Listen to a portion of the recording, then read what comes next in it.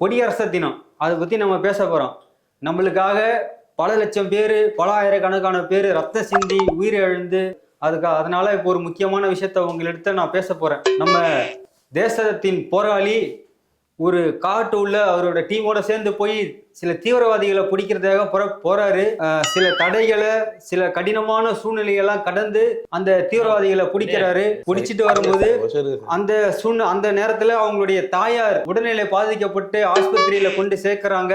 அது மட்டும் இல்ல, அங்க சிஎம் கொலை பண்ணணும்னு சொல்லி திட்டம் போட்டிருக்காங்க. அதையும் கண்டுபிடிச்சிட்டு எப்படியாவது சிஎம் காப்பாற்றணும்னு சொல்லிட்டு போறாரு. இந்த பக்கம் அவங்களுடைய தாயார் அடக்கமும் பண்ணிடுறாங்க.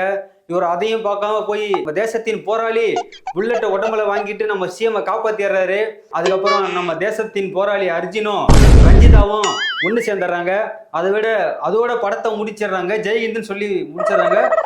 ஜெய்ஹிந்த் ஜெய்ஹிந்த் ஜெய்ஹிந்த். இந்த வீடியோ உங்களுக்கு பிடிச்சிருந்தா கமெண்ட் பண்ணுங்க, லைக் பண்ணுங்க, பெல் பட்டன் அமுத்துங்க. வீடியோ உங்களுக்கு வந்துடும். என்னடா இது?